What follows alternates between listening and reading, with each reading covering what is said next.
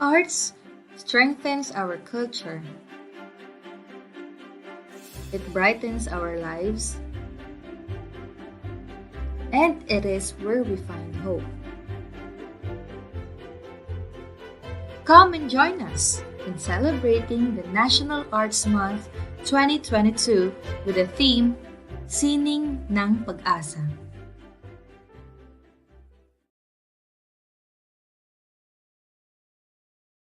Handa ka na bang masaksihan ang mga talent ng iyong ETUlay tutors?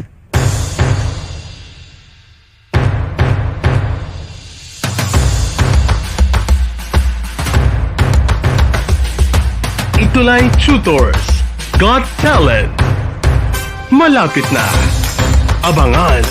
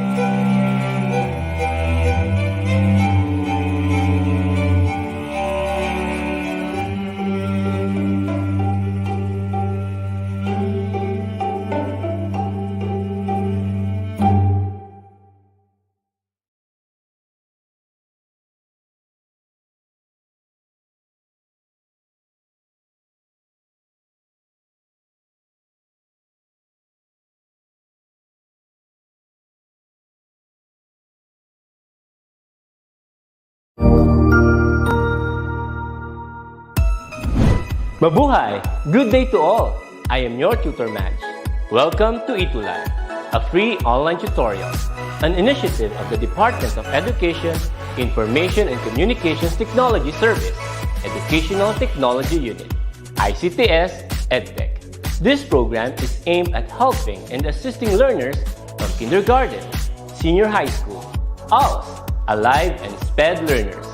Aside from answering the modules, the ETUlay is offering programs which you will surely look forward to. Together with our parents and teachers, the ETUlay will bridge the gap where difficulty and ease meet in learning new knowledge and skills. So, let us prepare our modules, pen and paper. Ready your mind to see and hear worthwhile and interesting lessons. Let us now study and learn, together with our volunteer online tutors. Tara na!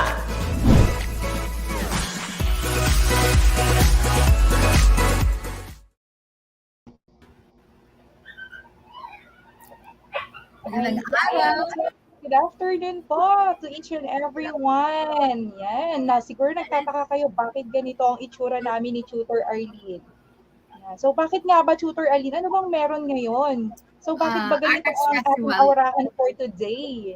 Okay, so we are representing by wearing our headdress, celebrating the Riot Festival of San Fabian.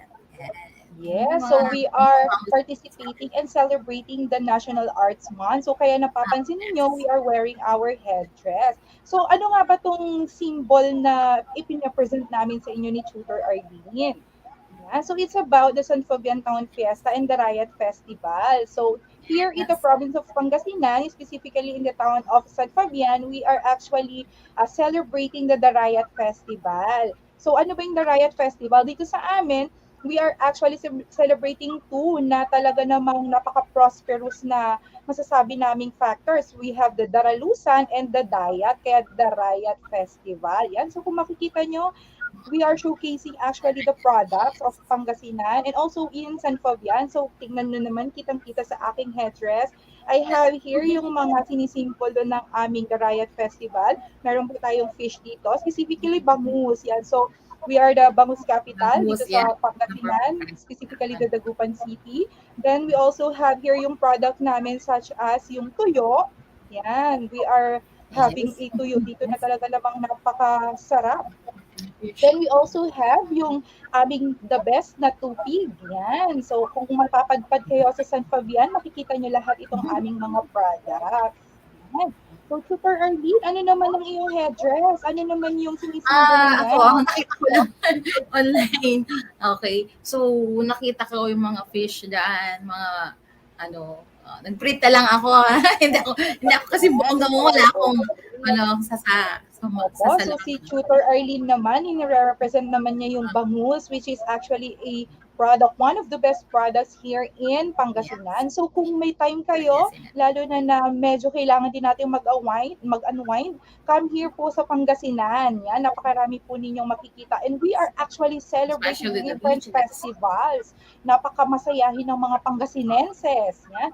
We have the Riot, we have Pingdang Festival, we have Bangus Festival, marami. We have the Puto Festival, Mango Festival, napakarami po. And I hope that maybe some other time na free kayo, makapunta po kayo sa mga festivals na ito.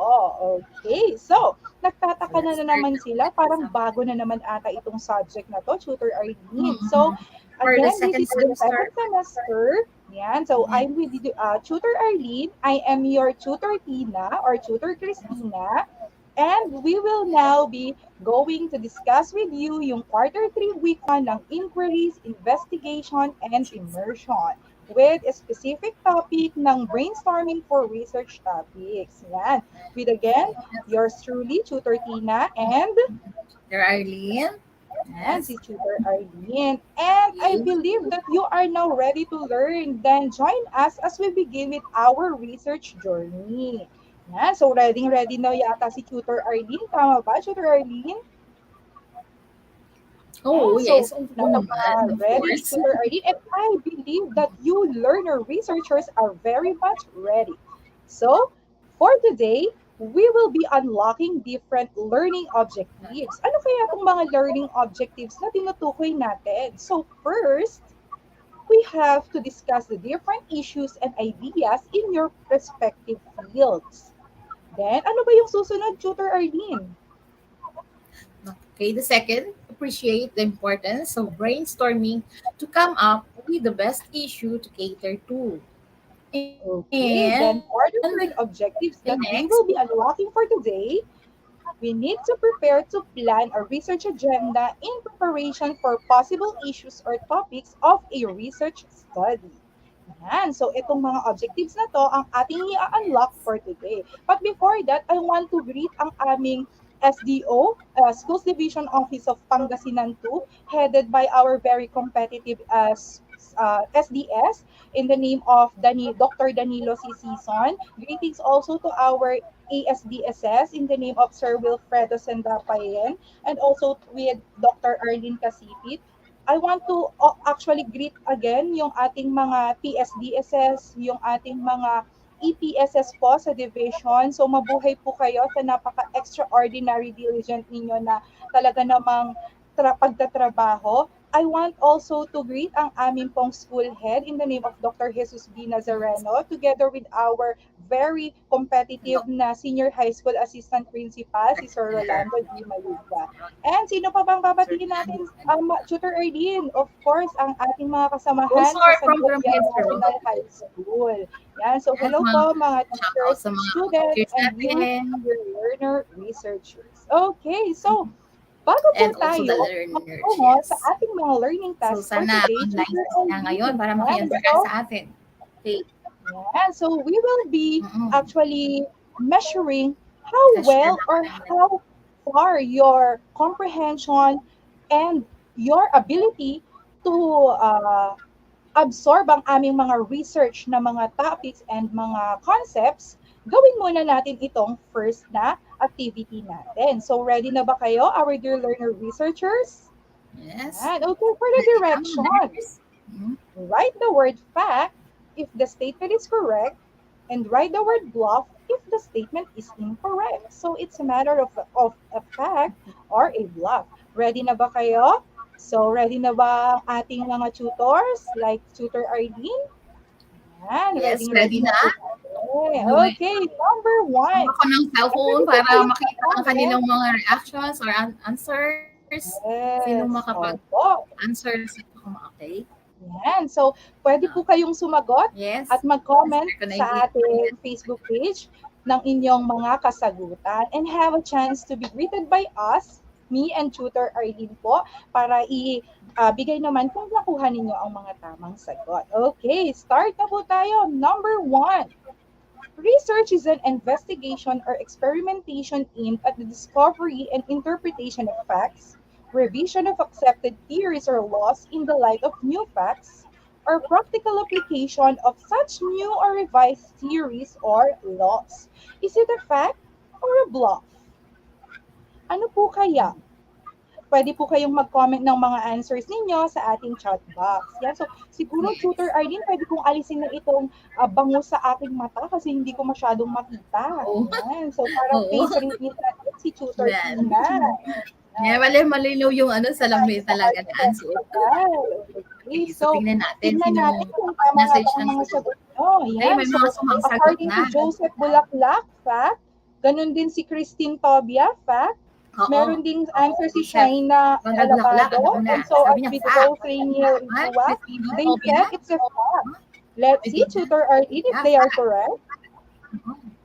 Yes, they are. So, it's a fact pala.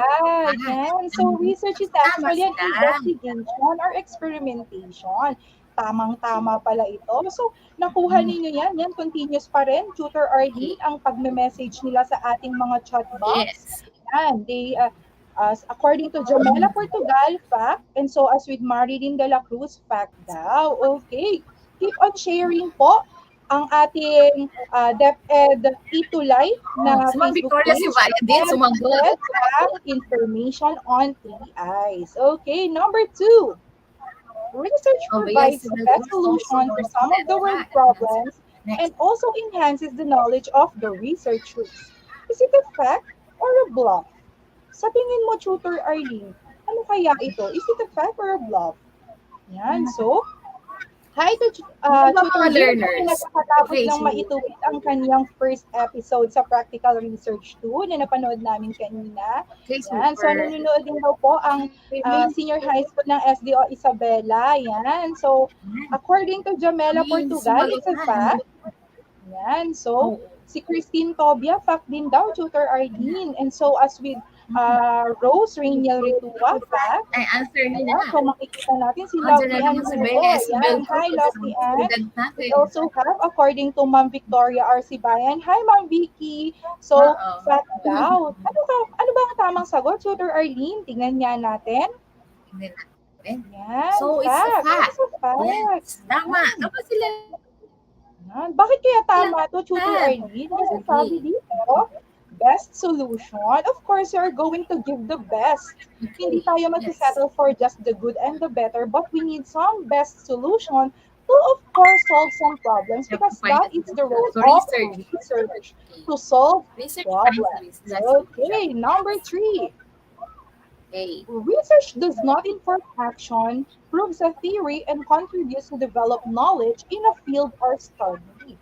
Ano kaya ito, Tutor Arlene? Mukhang marami-rami na naman ang nag-message sa atin. So, keep on spreading the information. Spread natin ang Facebook po para po makaabot sa mga nangangailangan ng mga estudyante in this time of pandemic. Napakalaking tulong nitong DepEd ETUlay online tutorial, no, Tutor Arlene? Kasi nabibigyan natin. Naka-online na natin yung mga estudyante din. And then information ng ating mga nandito na naman. Si Joseph Conrad Bulaklak nangunguna palagi nag-answer. Oo nga, Tutor. Napansin din ni Tutor Arlene, nangunguna talaga siya. Then, si Keisha also, bluff. Si Jamela Portugal, bluff daw. Yan, so si Bea Isabel, bluff din. Bluff, sabi din niya, answer niya. Jocelyn Jean, bluff daw. Okay, so ano nga ba? Tignan natin ang correct na answer, Tutor Arlene. Yes, it's a bluff. Bakit nga? Kasi according to the statement, it was not learners natin. It's the other way around. So research informs or does inform an action and proves a theory. Yan. Kaya nga tayo gumagawa ng research or we are researching because we need to, Proof. prove a certain theory. Kaya nga siya theory, meaning to say, until now is Yes. hindi pa siya napuprove kung siya ay true na talaga.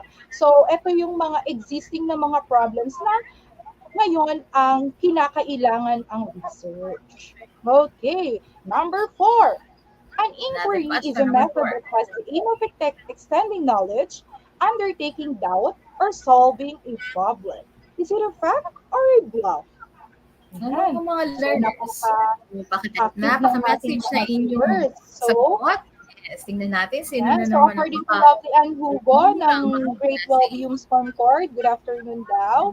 Yan. So, Yes. ano Good kaya ang afternoon, tamang mga sagot, students Tutor natin, mga Arlene? Tignan learners. natin. Oh, it's a fact. Because research actually is the way of inquiring or asking for something. Yan. So, it's a method that has the aim Oh, na to extend the knowledge. It's not just actually extending lang, but more of undertaking the doubt or specifically solving a problem. so Everywhere ang we dami have nag-message. problems. Therefore, Yung sagot nila. everywhere dapat meron tayong research. Yan. Kasi ang role ng research is to solve different problems that we encountered in our daily lives. Kaya nga po meron tayong research in daily lives. Find Yan. a Tama ba, solution to a Tutor problem. Arlene? Yes. Next. Number 5. Yes. Correct. Okay, so on that, Brainstorming the last, way of number 5. inquiring ideas that will not help you to develop concepts and focusing techniques by asking questions and knowing the interest of the persons involved in the said issues. Is it a fact or a bluff?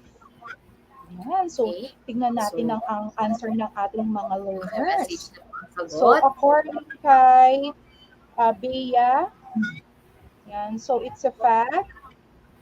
So, according to Victoria, kay Ma'am Victoria Ng Shibang, Victoria na naman, bluff. ng muna. Yan, kay Christine Okay, Tobia, black, bluff. number 5. Yan, Tama ba? yes. Kay Tutor Bea Tina, Isabel Cruz, black it's a ba ang bluff. number 5? Kay Joseph Conrad, bluff. Yan. So, kay Jamela Portugal, it's a bluff. Kay Bea Solayaw Ariza, it's a bluff. Okay, let's see if you're correct. Yes, Lawrence Mark you Blessy are. also. Bluff pala Answer ito. number Kasi eight. nandito Correct. nakikita natin Tama yung sila. word na not. Yes, so That, of course. brainstorming is So, andyan na actually yung a way keyword of... na Yes, tama si Tutor Arlene. So dahil nandoon yung word na not. So it's actually a way of inquiring ideas that will help us. Yan. But ang nakalagay dito is not helping us. So hindi dapat yun. So pag sinabi natin brainstorming, we need to interact with one another kung meron man tayong co-researchers dyan or someone na sa tingin natin can help us to plan or to execute ang ating research for the betterment of the society or even in the community and at school. Yan. And sabi dito, focusing techniques by asking questions. Yan. So, pwede po tayong mag-ask din ng questions through our comment box dyan para po naman makarating sa amin ang inyong mga questions at mabigyan natin yan ng kasagutan. Okay, so napakarami pong nagsasabi ng mga correct answers. Halata na napakahusay ninyong mga learner researchers. Okay, and for that, good job kayo dyan. Then let us now sharpen your memory by recalling the previous research concepts you had. Yan. So, Tutor Arlene, ano nga ba yung i-recall natin for today? So, the difference between a qualitative and a quantitative. Yeah. So, Tutor Arlene, take it away. Okay, so when we say qualitative research, okay, this involves processes, feelings, and motives, the whys and the hows, and the product in-depth and holistic data. That is for qualitative. While in the quantitative research, it aims to characterize trends and patterns. Okay, another, usually concerned with generating hypotheses from data rather than testing a hypothesis, ang qualitative research. At when we say quantitative ang research, it usually starts with neither a theory nor hypothesis about the relationship between two or more variables. Okay. Another one, a third, uses either unstructured or semi-structured instruments. Okay, for qualitative. For quantitative, it uses structured research instruments like questionnaires or schedules. So, mag-float ng questionnaires usually sa quantitative research. Okay. Ang qualitative research, ay yung may mga structured, open-ended questions yan. Okay. Either unstructured or semi-structured. Okay. For another one, fourth one, uses small sample sizes chosen purposely for qualitative. Small sample sizes lang. For quantitative research, uses large sample sizes that are representatives of the population. Kaya nga quantitative. Kuha tayo ng mga percentage ng population. Okay. Another has high validity, ang qualitative. For quantitative, okay, has high output replicability. Okay, take note of the difference. Another one, used to gain greater understanding of individual differences in terms of feelings, motives, and experiences. For qualitative, for quantitative, it's used to gain greater understanding of group similarities. And another one, uses more flexible processes for qualitative. For quantitative, uses structured processes. Okay, you have the input, the output, and the process. Ganun. And the last methods include field research, case study, and secondary analysis for the qualitative research. And for the quantitative research, the methods include census, survey, experiments, and secondary analysis. So that's the difference between the qualitative and the quantitative research. Okay, Yan. So, tutor Tin? napakahusay ni Tutor Arlene sa pag-discuss ng difference between a qualitative and quantitative research. Actually, this was discussed sa ating practical research 1 and practical research 2 na subject. And tinuro sa atin yan ni Tutor JJ. Nakakatapos lang sa kanyang first episode ng practical research 2. So, keep on watching the research series para maintindihan niyo ng maigi kung ano nga ba ang research. Yan. So, aside from the differences ng qualitative sa quantitative research, hindi lang kasi to tutor, no? Tutor Arlene, hindi lang siya porket qualitative, we are talking about yung mga behaviors lang, and sa quantitative, something related to number. Hindi lang siya ganon. There is an in-depth na difference talaga between their qualitative and quantitative. And it was mentioned by Tutor Arlene kanina. Ayan, so napaka-ganda naman ng binigay sa atin ni Tutor Arlene ng mga differences. Now, remember that in preparing for a research, we have undergone yung 4 steps na tinutukoy natin, in which for the number 1, we need to focus. What are we going to focus ba? So we focus on the problems or yung mga topics na sa tingin natin is kinakailangan natin na gawan ng research. Maybe it has something to do yung sa nakapukaw sa attention natin. Pwede rin naman because we are experiencing it now. Pwede because nakita kasi natin na parang it has to be addressed. Kaya I need to focus on this specific topic or a specific problem. So after you have coming or focusing on doon sa ating topics or sa problem or yung possible problem and topics natin, we need now to decide. Deciding on what? Among those topics or problems that we have encountered or we are actually experiencing, which among this ang sa tingin mo na priority mo? Yan. So, yan, tandaan natin ha. Dapat alam natin mag-prioritize. Sana ito yan, prioritize, no? Tutor Arlene. Yan. So, after deciding now kung ano ba yung pinaka sa tingin mo na kinakailangan gawan ng research, you now understand the problem. So, you need to dissect, analyze, think out of the blue kung ano nga ba yung mga sa tingin mong possible na makatutulong sa'yo to be able to address this specific kind of problem. We have different problems in our community. Lalong-lalo na sa ating society and even sa school pa lang, di ba? Napakarami nating problems. Pero bakit until now, it is still considered as a problem? Maybe yun na ang calling natin. Yes, na tayo pala makakasagot at makakasolve sa problem na yun. So, kailangan intindihin natin at i-analyze natin ano nga ba ang mga possibilities na pwede kong gamitin para makuha ko ang kasagutan dito. Then after that, after now understanding the problem, you need now to decide on the problem. Dito na, you are going to plan for the structure. You outline kung ano sa tingin mo yung magagamit mo. Be it in the specific problems or in your general problems, dapat naka-indicate yan. You now need to plan yung iyong outline or research outline to be able to start doing your full-blown research. And also remember po natin, ito po, in preparing for a research, sabi nga dito, the problem is actually yung pumupukaw sa attention mo or you think that it is most interesting to you, yan, i-prioritize natin yan, mga Tutor Arlene. Yan. And also, yung existing problems in the class. Napakarami nito, lalo na during face-to-face classes natin. There are lots of existing problems that needs to be addressed. Yes. And that is now your role, mga learner researchers, to help actually the school, the community, to be a better na school or community. Kaya gumawa tayo dahil nga research ay buhay, di ba? Everyday we need to research. Yan.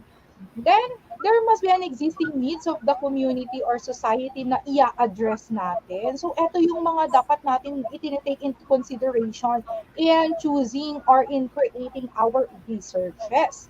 Of course, the area of the interest, specialization, or the event from related fields. Actually, Tutor Arlene, no, ito yung kadalasan na talaga namang kino-consider ng ating mga learners, yung area ng interest nila. Hindi naman talaga tayo makakagawa ng isang specific research kapag hindi yun yung nasa area of interest natin or specialization, di ba? Kasi somewhat hindi tayo bihasa. Hindi tayo ganun ka-expert sa field na yon. So, why choose that? So, of course, we need to prioritize yung nasa area ng interest at specialization natin. Then, prevailing theories and philosophy. Let's say, for instance, you have a specific theory na medyo doubtful ka. So, how are you going to handle the situation? Are you going to say na, ay, okay, so the book says na itong theory na ito pala ay proven na, so let it be. So it's not actually dapat ganun yung thinking natin. If we are doubtful in a certain theory or if we are doubtful in a certain situation, we need to address that. We need to give an answer doon sa pagiging doubtful natin in the form of research. So pwede natin i-consider yon. Yung medyo sa tingin natin is naguguluhan tayo, why not nagawa natin ng research para bigyan ng clarity yung doubtfulness natin. Now, I believe, Tutor Arlene, na sila ay mga certified alert and ready to do learning task number 1. So, Tutor Arlene, ready na rin po ba kayo? Yan, okay. Let's do learning task number 1. Okay, Tutor Arlene, take it away. So, for the direction, put a heart if the statement is correct and put a X if the statement is incorrect. So, about the criteria in choosing a topic. So we have discussed before. Now, let's do the task number 1 and try to answer. And you're prepared if you really are prepared to do your research topic. Number 1, okay. Hard or X? Number 1, it should be something new or different from what has already been written about. Okay. So put a heart so or an X. Natin, Tutor Arlene, napakaraming nagko-comment sa ating comment box. Yan. So, mga learner researchers, yan, samahan niyo si Tutor Arlene para sa pagtuklas nitong ating learning task number 1. Yan. So, ano nga ba ang correct answer, Tutor Arlene? So, heart and X na tayo ngayon, ha? Ang i-message nyo. Yan. So, okay. Yan, Tutor Arlene. Sir Jules Ramos. May nag-comment din po si Lawrence Hinete. Si Lawrence nag-heart react. Okay. Si Tutor Judun. Yan. Si John Mark din. Tutor Arlene nag-heart react. Yan. So, dyan na, ma-learners natin. So, heart reacts nyo lahat. Okay. So, it should be something new or different from what has already been written about. If may encounter kayo mga problems before or topics na baka sa mga research. So, maybe you can do a little twist, okay? But you can continue the research study, but it should be something new and different from what was already been written. Kaya hard yan. Okay, pwede Okay. i-continue yung previous studies. Okay. Kasi nga, okay. Number 2, okay. Put that as a second. You should be smart. What is smart? When we say smart as, okay, this is an acronym for systematic. M is measurable, A is attainable, R is reliable, and T is time bounded. Okay. So, okay, message if Yan. it is So, hard for according to X, John Paul Ceballo, Tutor Arlene, heart daw. Ganun din kay Shine na hard. Alabado, heart din daw. And so, as with Christine and Jesline, heart din daw po, Tutor Arlene. Tama po kaya sila, Tutor Arlene? Hard. Tama, yan, hard. Kasi dapat smart talaga ang paggawa sa research. Ayan, it is an acronym nga, yung Yes. isa-isa ko na yung acronym ng word. Smart is systematic, measurable, attainable, reliable, and time-bounded. Matatapos nyo siya in one semester. Ayan, next. Next nito, Artina. Okay, number 3. It should not consider the availability of data involved in the study and the methods and techniques to be employed in gathering them. Okay, hard or X? Okay, message. Answer for number 3. Let's see. Yan. Tama So, ba yung tingnan statement? natin kung tama ang sagot nila, Tutor Arlene. Yan. So, someone said na X daw. Yan. So, may mga learner researcher tayo dito, Tutor Arlene, na nagsasabi ng X. Tignan nga natin kung X ba ito. Yes, of course. Again, there's the keyword not. So, X, yan. Di ba? Okay, di ba, Yes, Tutor yes. Tina? So, So, tama it should po not yan, consider Tutor the availability. We also have to consider the availability of data involved in the study. So, paano kayo magre-research kung walang mga data? Diba? Yes. Okay. So, And then, if yung mga there is no data, Tutor methods Arlene, and techniques research will okay, not in be gathering them. possible. Okay, next. So, of course, yun ang importante. Number 4. Okay, next. Heart or X, it should not be significant to the field of study or discipline. Message. Number 3. Heart or X? Okay, and so, Tama ba yung statement? may mga nagsasabi, Tutor Arlene, X daw ulit. Yan, so, Oh, according yeah. Ayan, to oh. Bea, Bilis. X daw. Yan, Okay, so, from grade yes, 12 yan. So, Concord. si Christine din, Tutor Arlene, X daw. So, tignan nga natin kung Ayan. tama sila, Tutor Okay. Arlene. Okay, puro X sila. Okay, tama. Yes. So again, there's the keyword not. So it should not be significant to the field of study or discipline. That is wrong. X yan. Kasi dapat significant, of course, to the field of study or discipline. Gaya ng mga strand natin. May STEM, may ABM, may HUMS. And by the way, may palapit na tayong first research conference na ng ETUlay. Okay, may mga nag-send na ng kanilang mga And research so, keep abstract. on sending your Magkakaroon yan ng abstracts. research conference. Yan. So, So, shout out dapat- natin ang ating mga students sa San Fabian National High School to please send now your abstracts para we can experience now kung ano man yung mga experience natin sa ating ETUlay Research Congress. Yan. So, number 5. Yan yung mga research nyo. Okay, by sharing your research. Number 5, the last one, heart or X, it must necessarily arouse intellectual curiosity. Okay. Yan. So, ano nga Message ba ang mga sagot answer? nila? So, Heart according or to X? Maria Elena, heart daw, Tutor Arlene. So, ganun din po kay kay Maria, so si Maria Elena, heart, nag-heart po siya. And so, as with Bea Isabel Cruz, yan. So, from, I believe, San Fabian National High School. So, Justine, heart din po siya. Yan. Hi, Tutor Dito again. So, yan. So, napaka-active ng ating Sila Lawrence Marcos Ines. Yan. So, let's see if they are correct, Tutor Arlene. Ang dami nilang nag-answer. Okay. So, very active ang mga learners natin. Kaya Okay, so nga, talaga hard. namang researchers talaga nila.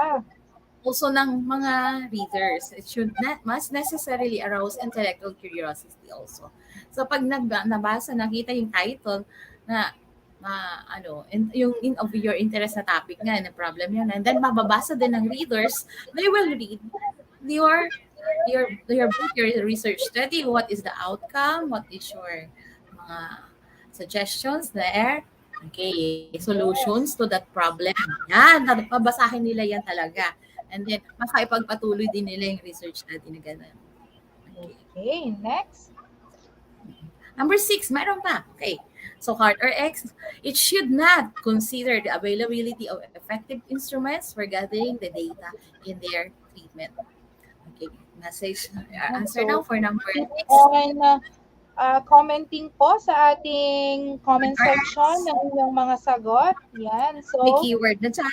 Keep on sharing also so that we can spread yung ating information sa 3Is, lalong-lalo na doon sa ating mga senior high school from different regions and even doon sa atin pong mga senior high school sa mga provinces. And it's a very big help in this pandemic. Kaya keep on sharing po and keep on commenting so that may chance po kayo later on na mabigyan ng Tutor of the Week Award. Yan. So, ano nga ba ang kanilang mga sagot? Tutor Arlene, tignan natin kung tama. Yeah, marami. Puro sila X. Okay. Again, because of the keyword not, right? Tutor Tina, X. It should not consider. Of course, we have to consider the Yes, so dapat natin talagang i-consider ang availability. Yeah, it's one of the factors in making an effective research talaga. Yung meron kang dapat na talagang pagkukunan ng information. Research will not be possible, Tutor Arlene, no, if we do not have data to be used. Yan. So, hindi magbibigay ng reliable and valid na answers. Okay, next. Now, number 7, hard or X, it should consider the financial capacity of the researcher to support the project. Okay, there. So, message ulit. According sa ating mga learner researcher, Tutor Arlene, yan. So, ayan, may mga bumabati din po, si John Michael Lagmandiado. Good afternoon po. Good afternoon din, anak. So, according to Jesslyn naman, Tutor Arlene, heart daw. Ganon din si Shim. Si Shim, heart. Yan. So, they keep on commenting heart. Tama po kaya sila, Tutor Arlene? Okay, so heart, of course. It should consider the financial capacity. So, yung kaya ng finance, pag-finance natin nakakayanin talaga natin ng researcher para masuportahan yung project. If not, there are also mga financial institutions na nagpapa-research din to finance such project, mga research project. Yes, lalo na, no, Tutor Arlene, doon sa talaga namang ang research natin is nagre-require ng broader talaga na area. Most specifically, kapag field na siya ng agriculture, kapag field of medicine, yan. So, kaya nga po tayo, diba, Tutor Arlene, meron tayong mga nag-finance sa mga research. Sa answers, meron tayong birth na nag-finance ng ating mga research. And so as with different na mga program din po ng government natin. So DOST actually, di ba po? Yan, so nagsusupport sila financially sa isang research if they can see that it is beneficial to us humans and even in the society. Yan, ganoon din po ang Department of Agriculture. Yan, sila nag-finance sila ng mga research natin. Then, number 8, Tutor Arlene. Ito ngayon. Okay, number 8, heart or X, it should consider the time factor involved in the undertaking. Okay, again, number 8, tama ba? Heart or X, ano ang sagot? What are your answers? Yan. So, good afternoon daw. According to Alex Luna, good afternoon. Sir Jason, good afternoon. So, ano nga ba ang tamang sagot? Yan, they keep on reacting, Tutor Arlene. Afternoon, Alex. Okay, Christine from Christine to be heart. Yes. Shermay Dadap, Bea Isabel. Okay, puro heart react sila. Okay, tama. It should consider that time factor involved in the undertaking. Yung time-bounded sa SMART, letter D sa last, diba? Dapat matapos nyo siya sa isang semester. Kasi parang mag-graduate na kayo, ano ba? Sa isa, kasi gaya na sa itong inquiries investigation and immersion natin. Okay, since grade 11, nag-start kayong mag-study sa qualitative research 1 and then quantitative research 2 ng first sem ng grade 12. So, dapat mapolish nyo so ngayon yung research study nyo na yan for the 3 I's, increase, investigation, and immersion. Para ready na yung inyong abstract, yung inyong research paper to submitted. Ready na eh. And then, mag-graduate na rin kayo. And then, may nai-contribute pa kayo na solution sa isang problem na research study. Okay? Makakatulong for future researchers. Okay, there. Yan. So, thank Okay, you so number much, 9. Tutor Arlene, for reminding. Number 9, Kasi hard or talaga X? namang yan. Yes. Okay, number 9 na tayo. Hard or X, Yes, it should be a hard one for a beginner to be carried out within a limited period of time. Is that hard or X? Yan. Number So, 9. Dami. may mga Ito, my hard or comments tayo, X. Tutor Arlene. Yan, dito medyo ano na sila, no, Tutor Arlene, medyo nagkaiba-iba May na sila heart ng or X? answer. May nagsasabi ng heart, may X. So, tignan kaya natin, Tutor Arlene, kung ano ang tama. Okay, sige, Kung ano tignan ang tamang sagot. At muna sa kanila, ang correct ang kanilang mga answers. ako. Ayan, Yan. X. So, Kasi X pala, the- Tutor andyan na Arlene. naman yung Bakit kaya X should dito, be a Tutor hard Arlene? one, hindi naman. Okay, dapat for a beginner, it should be yung light lang siya na kayang-kaya nilang gawin. And not, Yes, not a hard exactly, one Tutor for a beginner. Arlene. Beginner pa lang, di ba? Okay, to be Kaya carried nga, out tama, within a Tutor limited Arlene. So, dapat let's do it step by step and slowly but Huwag matakot. surely. Mahirap ang research. Madali lang siya. No. Ay, hindi Yes. kayo pinapahirapan ng research. Okay. Oo, dun muna tayo sa medyo easy muna at sa sa tingin natin is madali lang naman bigyan ng solution. Then as we have ang in-depth na understanding natin sa research, doon tayo ngayon mag-pursue doon sa medyo sa tingin natin average. Then let's go to hard one or sa tingin natin na pang-pro na talaga na research. Yan. So kaya nga tayo meron ng subject sa senior high school na research, Tutor Arlene, no? To train our learner researchers na talaga namang masaulo at saka maging pro in terms of research. Yan. So, pagdating yan, ng napakarami tertiary, maning-mani na nila yun. Okay. So as early as elementary, may mga special science high school na Yes, research tama na po dyan, sila. Tutor Arlene. Yes. Yan. So, in San Fabian National High School, yan. So, Meron we na are both from San Fabian National High School po, by the way, no? So, in our school, meron din pong research na ang aming grade junior. 10, yung aming mga special science class. Okay, Sa so, junior. yan, good There. job na naman pala sila, Tutor Arlene. So, Yes, na-complete good nila job. ang kanilang task 1. So, meron silang task 1 completer badge na. Yan. So, actually, what Tutor Arlene have mentioned serves as our guides. Nagiging guides natin siya as to choosing a topics or problems na sa tingin natin is magiging reason kung bakit magkakaroon tayo nitong research natin na tinutukoy natin. So these topics or problems, actually, ang kanyang primary goal is for an intervention or a specific project or a specific program. Yes, that's the role of research. Tama, Tutor Arlene. Hindi lang inaral natin yung problem. Hindi lang natin siya kinuhanan ng data as to what do we think yung dating ng ating mga research. But aside from that, ang pinaka-goal niya is to provide intervention or projects or specifically programs to solve these specific kinds of problems. Yeah? Just like for example, you know the dilemma of the students ngayon, di ba? Alam natin yung dilemma ninyo because we feel you na hirap tayo sa ating lecture in a modular approach dahil nga po meron pa ring pandemya and ilang years na tayo ilang years na nating pinakikisamahan ng pandemya. Yan. So, hindi lang basta uupo ang inyong mga teachers and specifically ang ating Department of Education. That's why different interventions, different programs and projects, and we are very blessed to have this ETUlay online tutorial as one na tinatawag naman talaga natin intervention to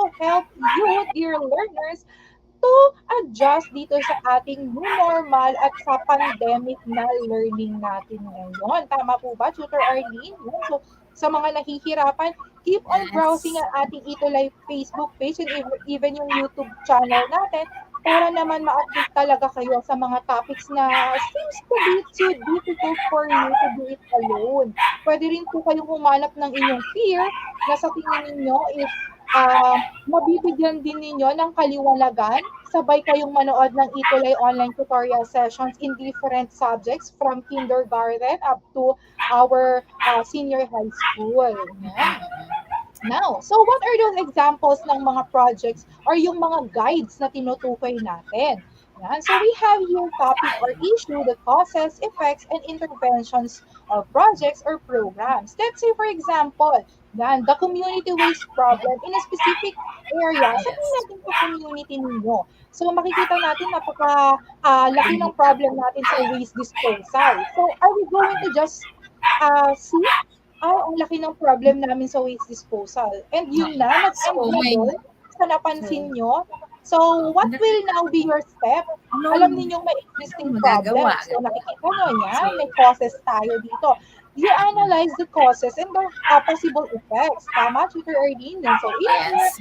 siguro because of the improper waste disposal that we are actually practicing. The causes Marami and talaga effect, sa and then, atin, specifically, nagagawan kapag sila ng nagbubuyahe tayo, di ba? workshop. Tama. Basta lang tayo magtapon ng waste natin sa labas ng sasakyan o kaya naman magtapon tayo ng waste dyan sa labas without even noticing kung ano yung possible na mga effects nun. And of course, pwede rin yung inconsistent implementation of community waste program. Is there a program na binibigay ng ating community or ng school as to how we are going to solve this community waste problem? Ano po yung possible effects niyan? So sabi dito, widespread waste, health problem. Now, you know already the causes and the effects. Are you going to just sleep and let it be na, ay, alam ko na yung problem, so alam ko yung possible effects niya. So, itutulog ko na lang. Are you going to do that? Yan, of course not. You need to plan for the interventions or project or program. I'm telling you now, you as an ordinary learner has a great impact dito sa solution. Hindi mo dapat mamaliitin ang iyong sarili na student lang ako, ano maitutulong ko? Napakalaki ng maitutulong mo.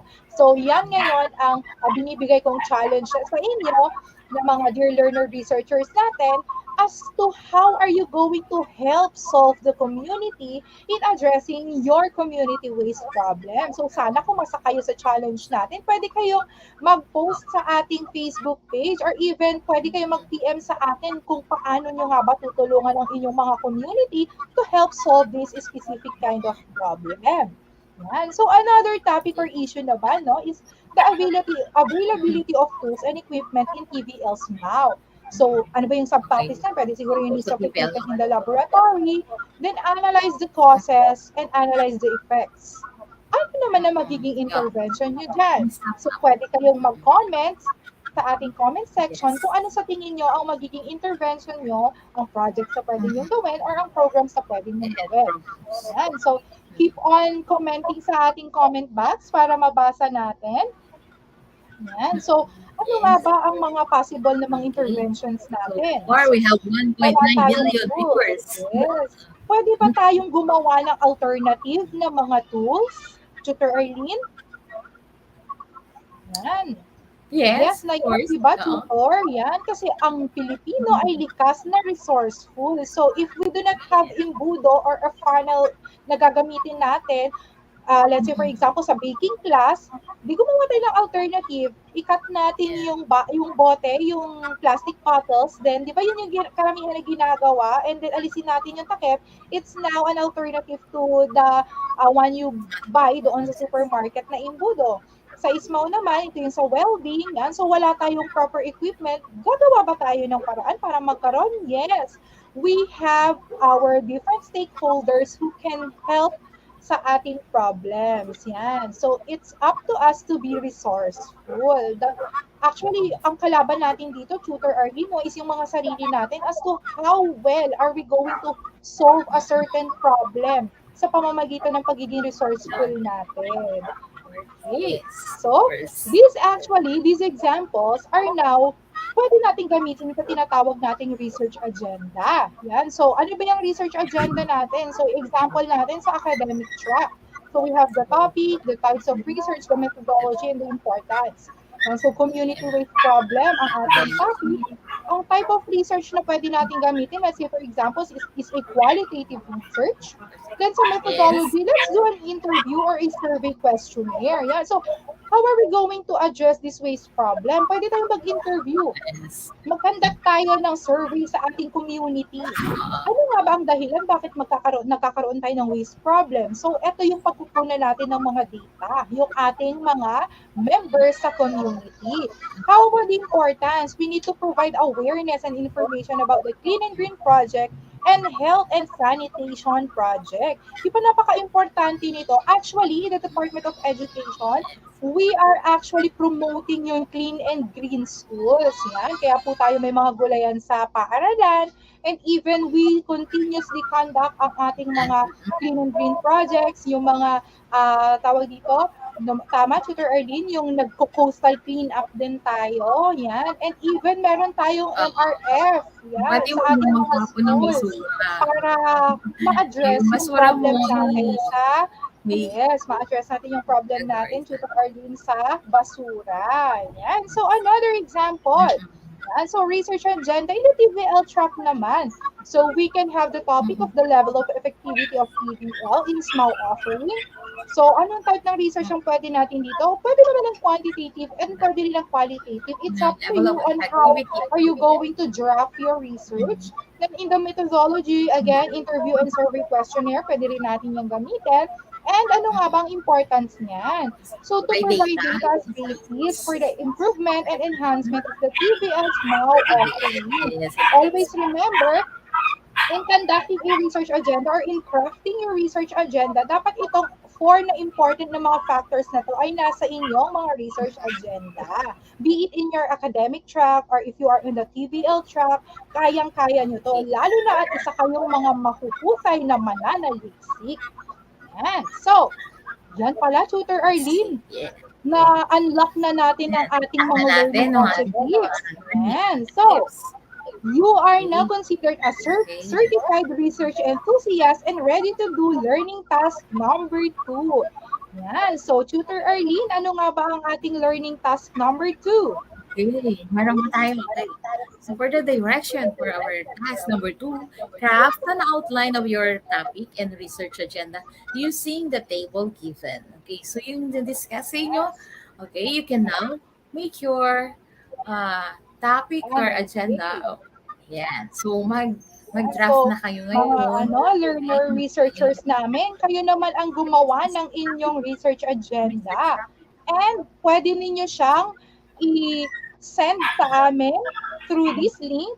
Pwede ninyong i-capture ang link natin and then i-send niyo ang inyong mga sagot na titignan at check namin ni Tutor Arlene so that next episode, titignan namin kung how well na ba ang inyong understanding sa naging topic natin for this day. Okay, so Tutor Arlene, yan. Na-unlock na rin pala natin ang learning objective number 3 natin. Yan, to prepare or plan for a possible use.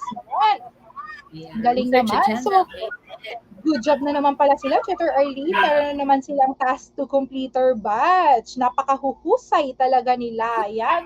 Congratulations sa ating mga learner researchers. And keep on participating, mga learner researchers, so that we will be having our level 1 masaliksik batch. Yan. In every task po, in every episode na inyong matatapos, bibigyan po namin kayo ni Tutor Arlene ng badge. So, we are in the level 1, the masaliksik badge. So, congratulations to you, our dear learner researchers, for having yung ating first badge dito sa 3 Eyes. Okay.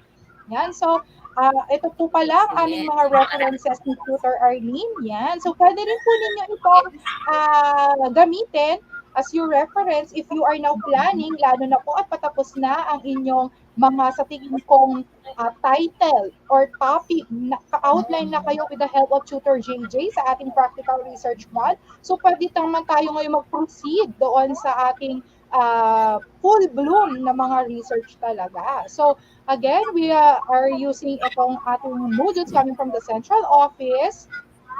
And yan, tatapos na naman ang ating episode, Tutor Arlene. So remember, upang ang ating kaalaman ay maging siksik, umaapaw at hitik, tayo ay manuliksik. Again, I'm your Tutor Tina. Manuliksik. Yan, so Tutor Arlene, yan, Tutor Arlene. Santos siya. Nabi, si kayo na Yes, yeah. So si Tutor Arlene po, Tutor Tina again from the ETU Pangasinan 2, saying that research is the key to all problems. Halina at manaliksik.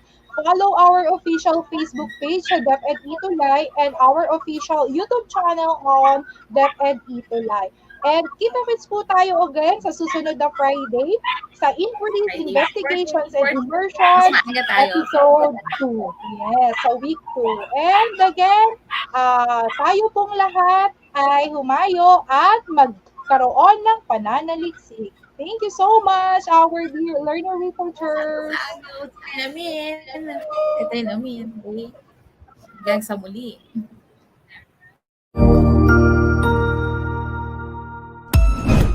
Ang husay naman! Natapos mo ang iyong tutorial session kasama ang iyong mahusay na ETUlay tutor. May bago ka bang natutuhan? I-share na yan gamit ang hashtag #ETUlayLevelUp. Huwag aalis ha dahil may susunod pang programa na pwede mo ring panoorin at salihan dahil naghihintay na ang iyong mga tutors. Happy learning dito sa ETUlay!